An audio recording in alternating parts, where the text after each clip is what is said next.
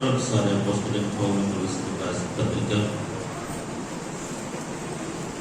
మొదటి అధ్యాయము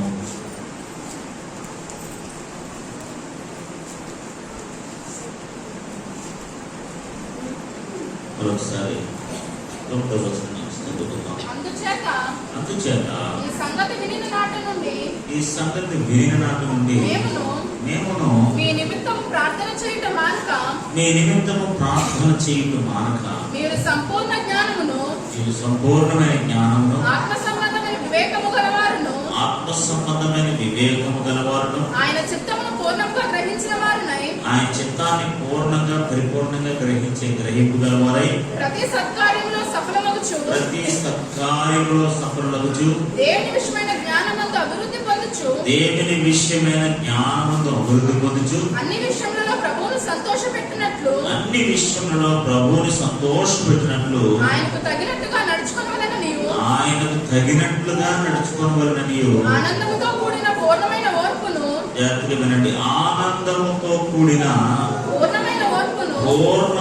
సంపూర్ణమైన ఓర్పు సహనమును దీర్ఘశాంతమును కనపరిచినట్లు ఆయన మహిమా శక్తిని బట్టి సంపూర్ణ బలముతో మనము బలపరచబడవలెనని తేజోవాసులైన పరిశుద్ధుల స్వాస్థ్యమును పాలువారనుటకు మనల్ని పాత్రులుగా చేసిన తండ్రికి మీరు కృతజ్ఞతాస్తుతులు చెల్లింపవలెనని దేవుని బ్రతిమాలుచున్నాను. హల్లెలూయా. మనం నేర్చుకున్నాం కదా ఈ విషయం. వారు ఏమై ఉండాలని పౌలు వారి కొరకు ప్రార్థన చేస్తున్నాడంటే 7 శ్రేష్టమైన సంగతులు వారి జీవితంలో ఉండాలని పౌలు ప్రార్థన చేస్తున్నాడు. మనం చివరి 3 విషయాలకు వచ్చేసాం. 5వది ఏంటంటే ఆనందముతో కూడిన పూర్ణమైన ఓర్పును దీర్ఘశాంతము కలిగినట్లు. ఆమేన్. హల్లెలూయా. ఈ ఓర్పు సహనము దీర్ఘశాంతము అంటే సహనం అన్నమాట. ఓర్పు జనరల్ గా చాలా మందికి నిజంగా భక్తులకి ఓర్పు సహనం ఉండదు. నిజంగా ఓర్పు సహనం ఉండాలంటే నిజంగా అది ఎంతో దైవికతలోకి వెళ్తే గానీ ఓర్పు సహనం ఉండదు. ఇక్కడ అపోస్తలుడైన పౌలు ఏమంటాడంటే ఆనందంతో కూడిన ఓర్పు సహనం, అది గొప్ప విషయం. ఇక్కడ జనరల్ గా ఓర్పు సహనం ఉండడం మంచిదే. కొంతమంది ఓర్పు సహనం ఉంటున్నాం, ఓర్పుగా సహనంగా ఉన్నామని చెప్పేసి మొక్కలు అలా పెట్టుకుని కూర్చుంటారు. ఏమంటే ఓర్చుకున్నామని అంటారు. ఏమంటే అదే అమ్మ అంత ఓర్పు ఎలా ఉన్నావు ఏంటంటే నేను ఓర్చుకున్నానండి, లేకపోతే నన్ను ఓర్పులు అతను చేయబట్టి రకరకాల మాటలు. ఇక్కడ ఏమంటాడంటే పౌలు ఆనందముతో కూడిన ఓర్పు, ఆనందముతో కూడిన దీర్ఘశాంతం. అంటే ఓర్చుకుంటున్నప్పుడు సహిస్తున్నప్పుడు కూడా ఆనందంగా ఉండాలంటున్నాడు. ఇది ఎలా సాధ్యం? ఇప్పుడు ఈ పత్రిక రాస్తున్నప్పుడు అపోస్తలుడైన పౌలు చెరసాల పత్రికలు అన్నమాట ప్రజలను నేర్పిస్తుంది అంటారు అనమాట. చెరసాల ఆయన చెరసాల ఉన్నప్పుడు కొలసీ పత్రిక కానీ ఫిలిప్పీ పత్రిక కానీ కొన్ని పత్రికలు ఆయన చెరసాల ఉన్నప్పుడు రాశారు, దాన్ని ప్రజలు నేర్పిస్తుంది అంటారు అనమాట. సో ఆయన చెరసాలలో ఉన్నప్పుడు రాసిన పత్రికలు ఇవి. అంటే చెరసాలలో ఉన్నప్పుడు ఎలా ఉంటాం మనం స్టేషన్లో పెట్టారనుకోండి, మీరు ఎలా ఉంటారు అవుతూ కూర్చుంటారు అక్కడ. అంటే ఇక్కడ గాలి గుర్తొచ్చేది అనే కదా, ఇక్కడ పిల్లలు గుర్తొచ్చేది, ఇంటికాడ మన వ్యవస్థ, మన ఉద్యోగం, మన వ్యాపారం అన్ని గుర్తొచ్చింది కదా. మైండ్ రకరకాలుగా ఉంటుంది. అక్కడ సంతోషంగా ఉండడానికి ఏముండదు, పౌలు సేవ పాట పాడడానికి ఏముండదు అక్కడ. అర్థమవుతుంది. మనం బంధింపబడిన స్థలంలో ఉన్నప్పుడు, ఆటంకకరమైన పరిస్థితుల్లో ఉన్నప్పుడు, బాధలో శ్రమలో ఇబ్బందులు ఉన్నప్పుడు, మనం ఎక్కడికి కదలలేని పరిస్థితుల్లో ఉన్నప్పుడు, లేదా బలహీనులుగా ఉన్నప్పుడు, అనారోగ్యంగా ఉన్నప్పుడు, లేదా జ్వరంతో బాధపడుతున్నప్పుడు మీరు ఆనందంగా ఉన్నారనుకోండి, నవ్వుతున్నారనుకోండి, ఏమనుకుంటారు? జ్వరంగా ఉన్న చూడడానికి వచ్చి మీరే జ్వరం నవ్వుకుంటారంటే అంటారు. జ్వరం వచ్చిందని అన్నారంటే మనం బాగుండే ఇలాగా నీరసంగా ప్రపంచంలో ఏదో కోల్పోతున్నట్టు ఏదో కోల్పోయినట్టు వెళ్తాము. దేవుడికి స్తోత్రం. హల్లెలూయా. హల్లెలూయా. ఫిలిప్పీ రాసిన పత్రిక మనం చూస్తేనండి, ఫిలిప్పీ రాసిన పత్రిక పౌలు చెరసాలలో ఉండి రాశాడండి. ఎక్కడుండి రాశాడండి పత్రిక? చెరసాలలో ఉండి పత్రిక రాశాడు ఫిలిప్పీ సంఘానికి. ఆయన ఏమి ఒక సంతోషకరమైన స్థలంలో ఉండి, లేకపోతే ఒక విలాసవంతమైన భవనంలో ఉండి సకల భోగములు అనుభవిస్తూ ఆయన సంతోషకరమైన పరిస్థితుల్లో ఉండి, ఆనందకరమైన పరిస్థితుల్లో ఉండి, ఆనందకరమైన సమయాలు గడుపుతూ ఈ ఉత్తరాలు రాయలేదు. ఆయన ఒక కఠినమైన పరిస్థితిలో ఉండి, ఒక బలహీనమైన పరిస్థితుల్లో ఉండి, బంధింపబడిన స్థలంలో ఉండి సంఘము కొరకు అది పత్రిక ఎవరికైతే రాస్తున్నాడో వాళ్ళని ఆనందముతో కూడిన ఓర్పు, దీర్ఘశాంతము మీకు కలగాలని ప్రార్థన చేస్తున్నాడట. హల్లెలూయా. చూడండి, ఫిలిప్పీయులకు రాసిన పత్రిక 1వ అధ్యాయము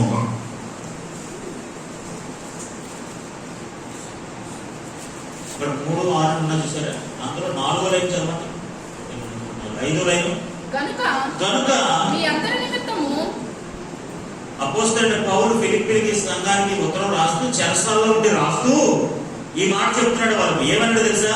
కనుక మీ అందరి నిమిత్తము నేను చేయు ప్రతి ప్రార్థనలో ఎల్లప్పుడూ కూడా సంతోషముతో ప్రార్థన చేయొచ్చు. ఎలా చేస్తాడు ప్రార్థన?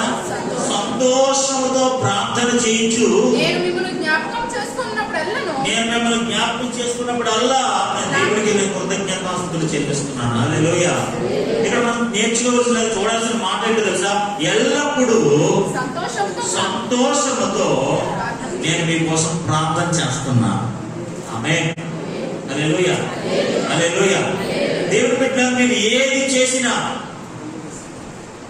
శ్రమలో ఉన్న, శోధనలో ఉన్న, ఏం చేసినా సరే ఎలా చేయాలట?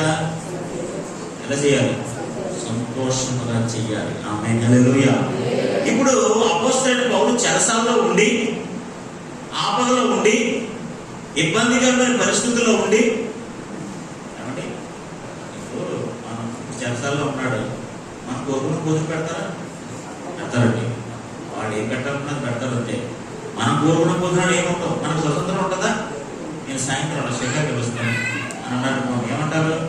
శేఖర్లు ఏం పనికిరామమ్మా, పార్క్ వెళ్ళొద్దామండి అని.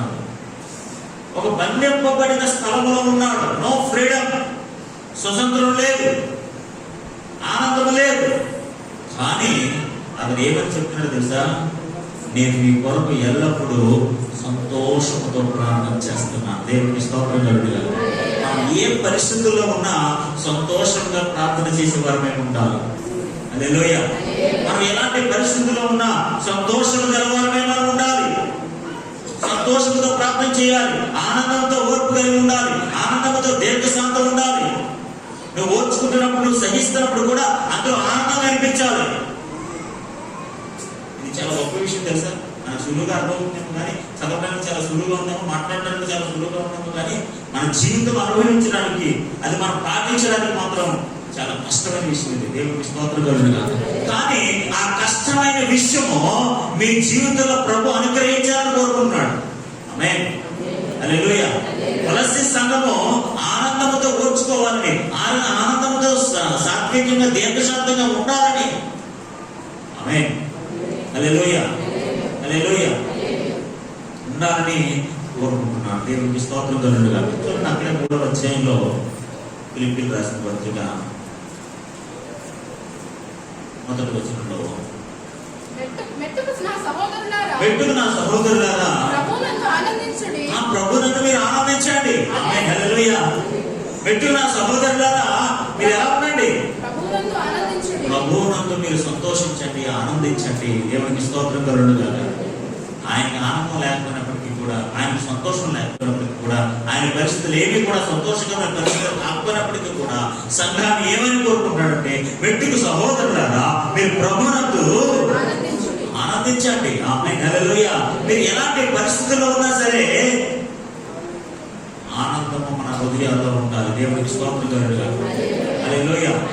హల్లెలూయా.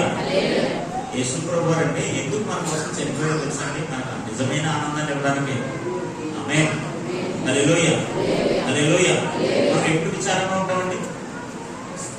ఎప్పుడు విచారంగా? ఏదైనా పోగొట్టుకున్నప్పుడు, ఏదైనా కోల్పోయినప్పుడు, మనం బలహీనలుగా ఉన్నప్పుడు, లేకపోతే మనకి ఏదైనా నష్టం కలిగినప్పుడు, ఇలాంటి కొన్ని కఠినమైన పరిస్థితులు మనకు సంభవించినప్పుడు, ఏం చేయాలో అర్థం కాక కొన్ని తీర్మానాలు తీసుకోలేనప్పుడు, కుటుంబ సమస్యలు ఉన్నప్పుడు ఇలా రకరకాలుగా అనేక పరిస్థితులు మనం ఇబ్బంది పెడుతుంటే మనకు సంతోషం దూరం అయిపోతుంటుంది అనమాట. కానీ అపోస్తలుడైన పౌలు ఏమంటారు తెలుసా? మీరు వాటిని బట్టి కాదు, మీరు ప్రభువుని బట్టి ఆనందించండి. హల్లెలూయా. వాటన్నిటిని బట్టి మీకు నీరసమే వస్తుంది, లేకపోతే దుఃఖమే వస్తుంది, కన్నీరే వస్తుంది, అయితే మన ముఖాలు కానీ అన్నీ కూడా మనకు డల్గా అయిపోతాయి. కానీ వాటిని బట్టి కాక మీరు ప్రభువుని బట్టి సంతోషించాలి. దేవునికి స్తోత్రం కలుగుగా. మీరు వేటిని బట్టి సంతోషించాలి, ఆనందించద్దు.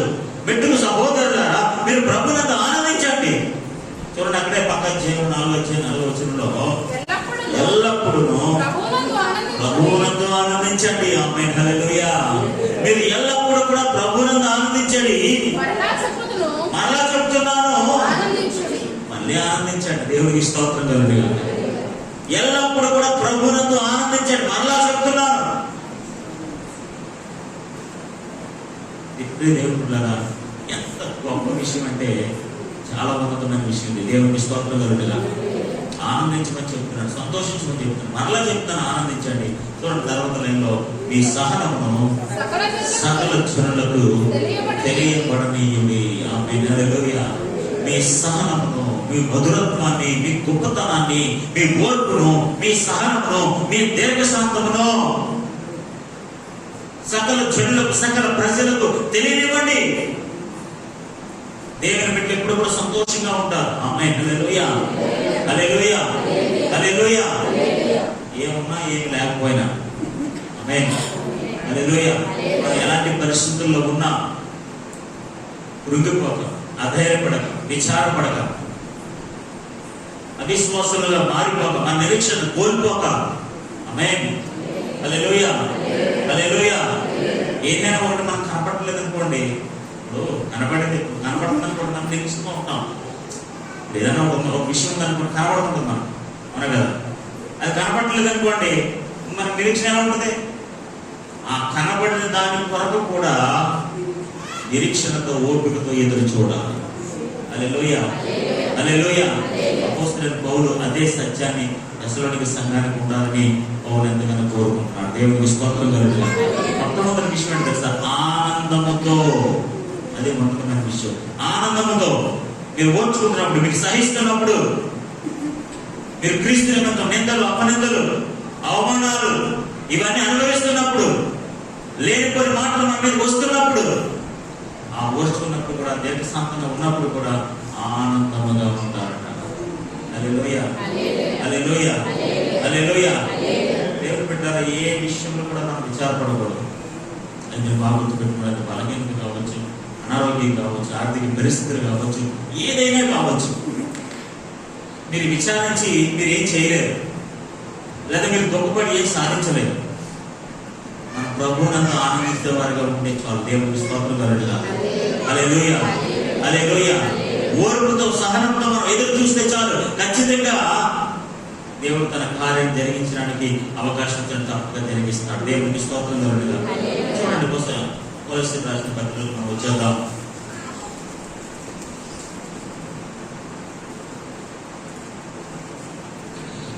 అపోస్తలుడైన పౌలు ఆయన చెరసాల్లో ఉండి కూడా, అది ఇక్కడ మనం నేర్చుకోవాల్సిన విషయం, ఆయన చెరసాల్లో ఉండి కూడా, ఒక ఖైదీగా ఉండి కూడా, బంధింపబడిన స్థలంలో ఉండి కూడా ఏమని చెప్తున్నాడంటే, మీరు ఆనందించండి చెప్తున్నాడు.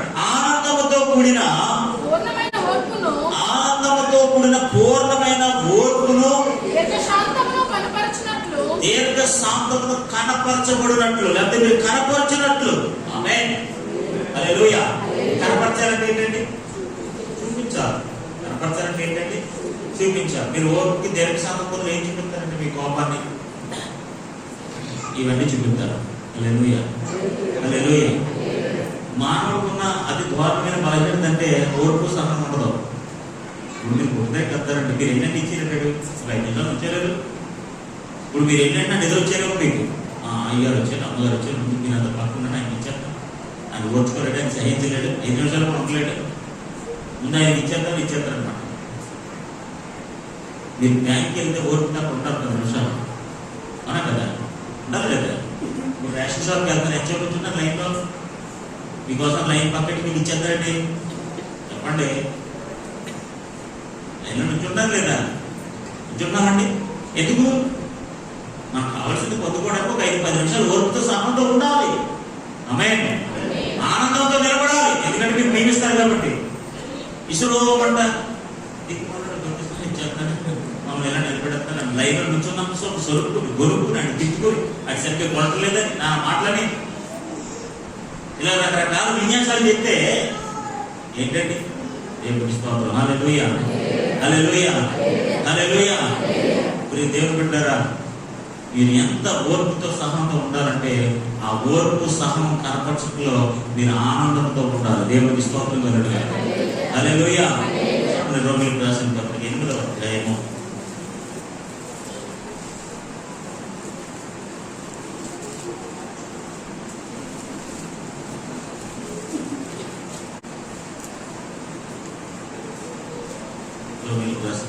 8వ అధ్యాయం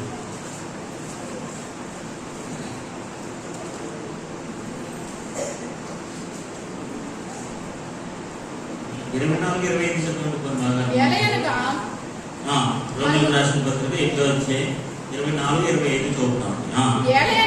ఎలయనగా మనము నిరీక్షణ కలిగిన వారమై రక్షింపబడితిమి. ఎలయనగా మనం నిరీక్షణ కలిగిన వారమే రక్షించబడితిమి. నిరీక్షింపబడినది కనబడినప్పుడు నిరీక్షణతో పని ఉండదు. ఆ నిరీక్షణతో కూడింది కనబడుతున్నప్పుడు మనకు నిరీక్షణతో పని ఉండదు. మీకు అర్థమవుతుంది కదండి? నిరీక్షింపబడినది కనబడినప్పుడు మీరు దేనికోసం అయితే నిరీక్షిస్తున్నారో అది మీకు కనబడబోతుంది. మీరు బస్సు కోసం ఎదురు చూస్తున్నారు, ఆ బస్సు మీకు కనబడబోతుంది. అప్పుడు నిరీక్షణతో మీకు ఏమి పని లేదు. Okay, done. తాను చూచుచున్న దాని కొరకు, అది కనబడుతున్న వారికి చూచుచున్న వారి కొరకు ఎవరు నిరీక్షిస్తారు అనగా ఎదురుగా కనబడబోతుంటే వెలుగుతూ ఎదురుకుంటే కనబడబోతుంది. వెలుగుతూ కోసం ఏం చూస్తాడు అన్నా కదా. నిరీక్షణ ముందు కనపడకపోతే నీకు నిరీక్షణతో పనే ఉంది. మనము చూడని దాని జాగ్రత్తగా వినండి. మనము చూడని దాని కొరకు. ఆమేన్, హల్లెలూయా. ఈ మాట మీరు జాగ్రత్తగా వినాలి. మీరు చూడని దాని కొరకు. ఆమేన్, హల్లెలూయా. మీకు కనిపించని దాని కొరకు, మీరు చూడని దాని కొరకు, మీకు ప్రత్యక్షం కాని దాని కొరకు నిరీక్షించిన ఎడల, మీకు కనబడిన దాని కొరకు మీరు నిరీక్షించిన ఎడల ఓపికతో దాని కొరకు కనిపెట్టుదుము. ఓపికతో దీర్ఘశాంతముతో దాని వరకు కనిపెట్టుదుము. ఆమేన్, హల్లెలూయా, హల్లెలూయా. మనము చూడని దాని కొరకు నిరీక్షించిన ఎడల. కొన్నిసార్లు అంటే మన భవిష్యత్తు ఏంటో మనకి కనిపించదు, మన ఆశీర్వాదం ఏంటో మనకు కనిపించదు, మన భవిష్యత్తు ఏంటో మనకి కనిపించదు. ఏమీ కనిపించదు మనకి, శూన్యముగా కనపడుతుంది. అబ్రహామును దేవుడు పిలిచినప్పుడు, అబ్రహామా నేను ఆకాశ నక్షత్రాలను దీవిస్తానంటే అక్కడ ఏమీ లేదు. అప్పుడు ఉందండి. నిన్ను గొప్ప జనంగా చేస్తానన్నాడు. అప్పుడు ఏమంతా నిన్ను బట్టి సకల జనులు ఆశీర్వదించబడతారని చెప్పాడు. అప్పుడు ఏమందా యోసేపుకి దేవుడు దర్శనమిచ్చినప్పుడు ఏమైనా ఉందండి? గొప్ప గొప్ప దర్శనం వచ్చే, కానీ ఆ దర్శనం నెరవేర్పు ఎక్కడ కనపడలేదు,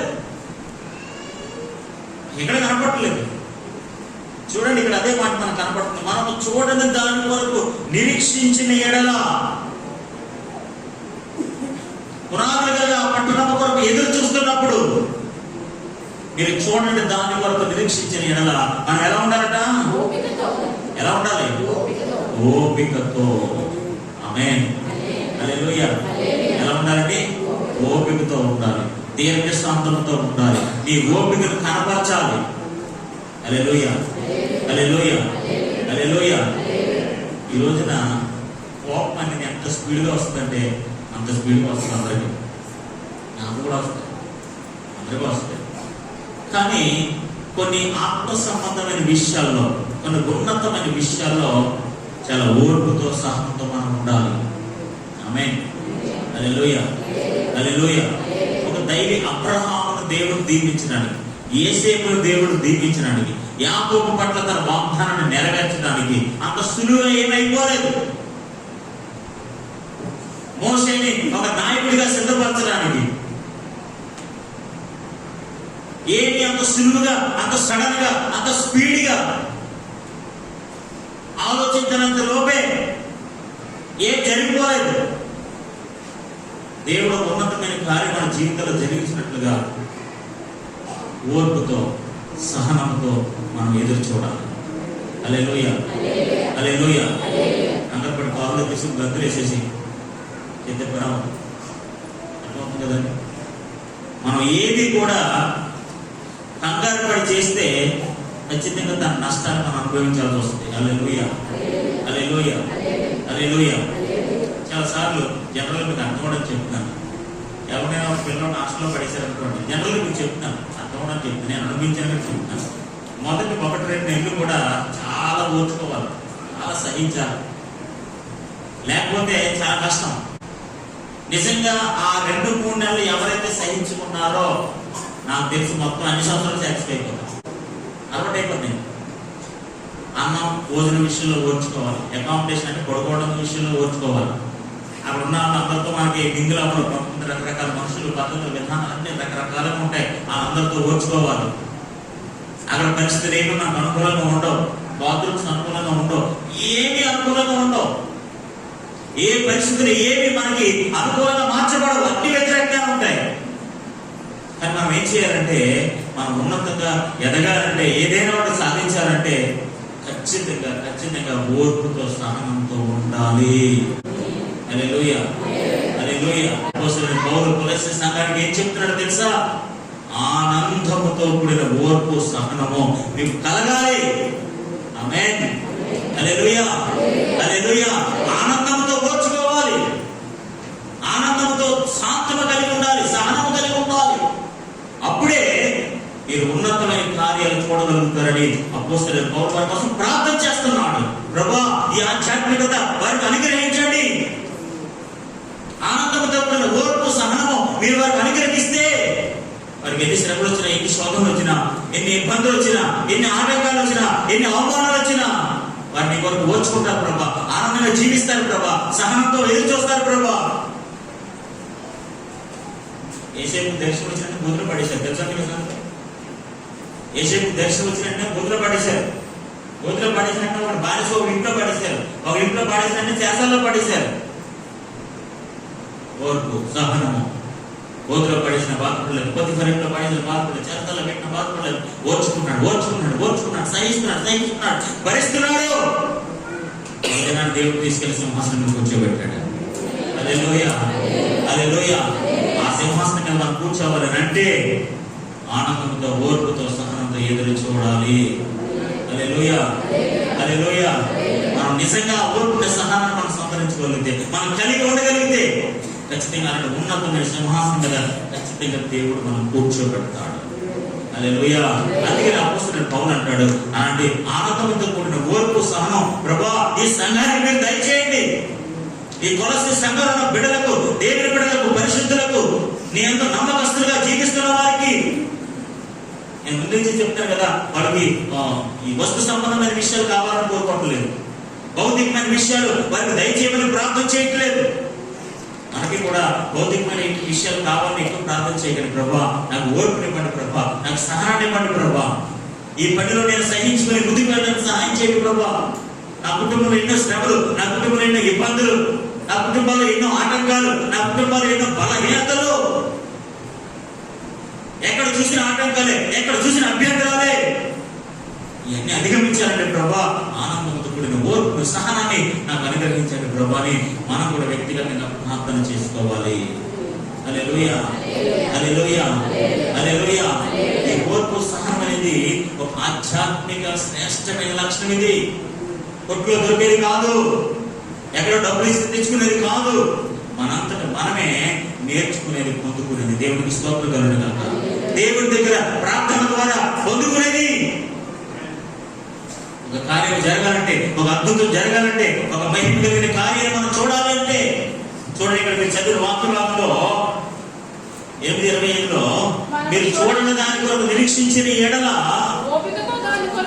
మీరు చూడని దాని కొరకు నిరీక్షించిన ఎడల, మీకు కనబడిన దాని కొరకు మీరు నిరీక్షిస్తున్నప్పుడు, ఎదురు చూస్తున్నప్పుడు ఎలా ఉండాలి? ఎలా ఉండాలి? ఓపికతో. హల్లెలూయా, హల్లెలూయా. ఓపికతో గొప్ప గొప్ప వాళ్ళందరూ మీరు చూడండి, గొప్ప గొప్ప వాళ్ళందరూ చూడండి. మీరు ఎప్పుడైనా మీరు మాల్కి వెళ్తే అక్కడ కేఎఫ్సీ అని ఉంటుంది, చికెన్ కేఎఫ్సీ చికెన్ అంటారన్నమాట. బాగుంటుంది, చాలా టేస్టీగా ఉంటుంది. అది ఓకే చేయడానికి ఎన్ని వందల సార్లు రిజెక్ట్ చేశారంటావు. రిజెక్టెడ్ రిజెక్టెడ్ రిజెక్టెడ్ రిజెక్టెడ్, ఇది ఒప్పుకోదు, ఇది కుదరదు, ఈ టైంలో కరెక్ట్ కాదు, ఈ ఫుడ్ కరెక్ట్ కాదని ఎన్నిసార్లు రిజెక్ట్ చేశారంటావు. ఓపికతో మళ్ళీ ఓపికతో మళ్ళీ ఓపికతో మళ్ళీ ఓపికతో మళ్ళీ వీడు ముసలాడు అయిపోయాడు, మనోడు ముసలాడు అయిపోయాడు. అది ఓకే టయానికి మనోడు ముసలాడు అయిపోయాడు. అయినా సరే పట్టు విడవకుండా దాన్ని సాధించాడు. ఈరోజు మీరు ప్రపంచంలో ఎక్కడ చూసినా, ఏ సిటీలో చూసినా మీకు అది కనిపిస్తుంది. దేవుడికి స్తోత్రం కలుగునుగా. నిజం, అబ్సల్యూట్ ట్రూత్ ఇది. ఆ ముసలాడు ఫోటో ఉంటే కేఎఫ్సీ ఉంటుంది, మీరు ఎప్పుడు చూసినా పైకి తోటలో ఉంటుంది, ప్రతి సిటీలో ఉంటుంది. ఇది చాలా బ్రాండెడ్ ఫుడ్ అనమాట. నేను ఎందుకు ఈ మాట చెప్తున్నా తెలుసా? అతను సాధించిన వాడు ఒక్కనే సాధించలేదు, చాలా పట్టుదలతో, ఓపికతో, సహనంతో ఎదురు చూసి అది సాధించుకోగలిగాడు. ఆమేన్, హల్లెలూయా. ఈరోజు మనం కూడా మన జీవితాల్లో ఏదైనా సాధించుకోవాలనుకుంటే, ఏదైనా పొందుకోవాలనుకుంటే, క్రీస్తులో ఏదైనా ఒకటి సాధించాలనుకుంటే ఓర్పుతో, సహనంతో, ప్రార్థనలో నిలిచి ఉండండి. ప్రభుని అడగండి, ప్రభా తగిన ఓర్పు నాకు ఇవ్వండి, తగిన సహనం నాకు ఇవ్వండి. దేనికోసం కంగారు పడక, దేనికోసం పరుగులు పెట్టక, విశ్వాసంతో, నిరీక్షణతో, ఓపికతో, సహనంతో ఎదురు చూస్తే మీరు చూడండి, దాని వరకు నిరీక్షించిన ఎడలా దాన్ని మీరు ఓపికతో, ఆమేన్, హల్లెలూయా, హల్లెలూయా, ఓపికతో కనిపెట్టవలను. అలా మనం కనిపెడితే ఖచ్చితంగా దేవుడు మనకు అనుగ్రహిస్తాడు. దేవుడికి స్తోత్రం కలుగునుగాక. కొలస్సీయులకు రాసిన పత్రిక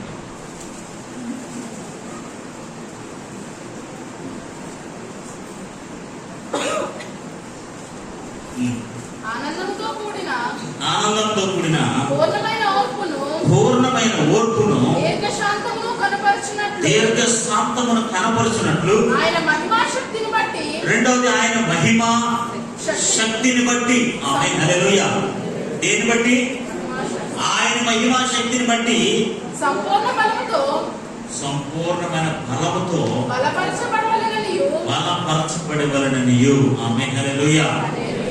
రెండవదిగా మనం చూసినట్లయితే ఇక్కడ చదవబడిన వాక్యభాగంలో ఆయన మహిమా శక్తిని బట్టి, ఆమేన్, ఆయన శక్తిని బట్టి. ఆ శక్తి ఎలాంటి శక్తి అంట? గుడ్లు తిండి వచ్చే శక్తి కాదు, అర్థమవుతుందా? ఆహారం ద్వారా వచ్చే శక్తి కాదు. అది ఏ శక్తి? మహిమా శక్తి. ఆ శక్తిలో గొప్ప మహిమ ఉంది. ఆమేన్, హల్లెలూయా, హల్లెలూయా. ఎర్ర సముద్రాన్ని కాయలు చేయడం అనే శక్తి ఎంత మహిమ కలిగిందో మనకు తెలుసు. 5 రొట్టెలు 2 చేపలు 5,000 మందికి పంచిపెట్టినప్పుడు ఆయన మహిమా శక్తి ఏంటో మనకు తెలుసు. అనేకులు స్వస్థపరిచినప్పుడు, అనేకులు బాగు చేసినప్పుడు, అనేకులు దయ్యాల నుంచి విడిపించినప్పుడు, ఆయన మరణాన్ని జయించినప్పుడు ఆయన మహిమా శక్తి ఎలాంటిదో మనం ఎరిగిన వారమే. ఈరోజు అంటున్నాడు పౌలు, ఎవరు ప్రార్థన చేస్తున్నాడంటే ఆయన మహిమా శక్తిని బట్టి సంపూర్ణ బలముతో, ఆయన మహిమా శక్తిని బట్టి మీరు కూడా సంపూర్ణ బలముతో బలపరచబడవలెననియు. దేవునికి స్తోత్రం కలుగునుగాక. హల్లెలూయా. అలాంటి బలము దేవుడు మీకు కూడా అనుగ్రహించాలి. ఈరోజు ఎందుకంటే బలం అద్భుతాలు చేయడానిక, గొప్ప గొప్ప ఉపదేశకులు పేరుగాంచడానిక? ఆమేన్, హల్లెలూయా, హల్లెలూయా. దేవుని మహిమపరచడానికి, దేవునికి స్తోత్రం కలుగునుగాక. మనకు వస్తున్న శ్రమలో, శోధనలో అవన్నీ ఓర్చుకోవడానికి బలం కావాలి, అవన్నీ సహించడానికి బలం కావాలి. దేవుని నామాన్ని మహిమపరచడానికి, ఆ బలం పొందుకొని మనం ఆనందించడానికి, సహనంతో ఉండడానికి, మనం ఉన్న ప్రదేశంలో, మనం ఉన్న గ్రామాల్లో దేవుని కొరకు ఏమైతే చేయగలమో అలాంటి ఉన్నతమైన కార్యాలు చేయడానికి, ఆమేన్, హల్లెలూయా. ఇక దేవుని మహిమపరచడానికి, ఆమేన్, హల్లెలూయా.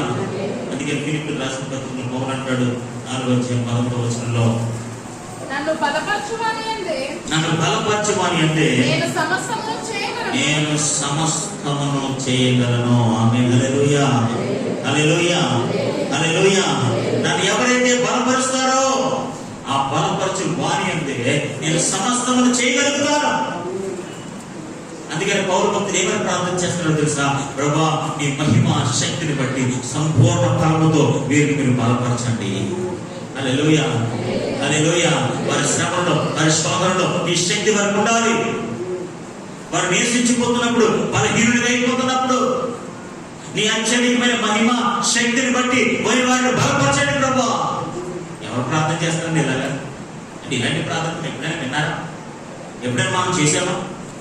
పౌలు గారు నిజంగా ఎంతో ఆధ్యాత్మికతలో ఉన్నతమైన వాడు కాబట్టి ఇలాంటి ప్రార్థన చేస్తున్నాడు. ప్రభువా, నా బిడ్డలకు మీరు డబ్బులు దయచేయండి, నా బిడ్డలకు అది ఇవ్వండి, ఇది ఇవ్వండి అని ప్రార్థన చేస్తారు. రకరకాల ప్రార్థన చేయమని అడుగుతాం మనం. కానీ పౌరులాగా ప్రభువా, నీ మహిమ శక్తిని బట్టి మా ఒళ్ళకి కొద్దిగా బలపరచండి ప్రభువా. హల్లెలూయా. సంపూర్ణ బలముతో బలపరచబడినట్లుగా నేను మీకోసం ప్రార్థన చేస్తున్నాను. ఆమేన్, హల్లెలూయా. ఆనందంతో కూడిన ఓర్పు సహనం మీకు కలగాలని, మీరు కనపరచాలని మీకోసం ప్రార్థన చేస్తున్నాను. ఆయన మహిమ శక్తిని బట్టి మీరు సంపూర్ణమైన బలం పొందుకోవాలని మీకోసం నేను ప్రార్థన చేస్తున్నాను. నేను ప్రభు సన్నిధిలో బ్రతిమాలుతున్నాను, ఆయన అడుగుతున్నాను. ఎందుకో తెలుసా? ఆయన మహిమ శక్తిని బట్టి పూర్ణమైన ఫలము మనం పొందుకోవాలి. దేవునికి స్తోత్రం కలుగునుగా. హల్లెలూయా, హల్లెలూయా. దేవుని బిడ్డలనగా దేవుని యొక్క బలాన్ని పొందుకున్న వారు.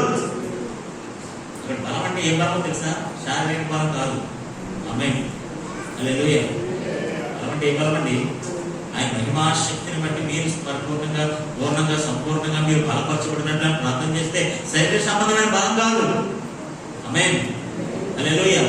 అపోస్తలుడైన పౌలు చాలా బలహీనుడే, చాలా బలహీనుడు, చాలా బలహీనుడు, శారీరకంగా చాలా బలహీనుడు. కానీ అతని ప్రార్థన ఎలా ఉందో తెలుసా? ప్రభువా, నీ మహిమా శక్తిని బట్టి సంపూర్ణంగా మీరు బలపరచండి. ఆమేన్, హల్లెలూయా. సహోదరుడు బలహీనులను సరే దేవుని మహాశక్తిని బట్టి నువ్వు బలమైన కార్యాలు ప్రభు కొరకు చేయగలుగుతావు. ఆమేన్, హల్లెలూయా, హల్లెలూయా. బలమైన ఉన్నతమైన కార్యాలు కాలబట్టగలుగుతావు. నీకు శక్తిని మించి కార్యాలు చేయగలుగుతావు. ఎందుకో తెలుసా? మన దగ్గర ఏమీ లేదు. ఆయన మహిమా శక్తిని బట్టి మనం బలపరచబడుతున్నాం. ఆమేన్, హల్లెలూయా.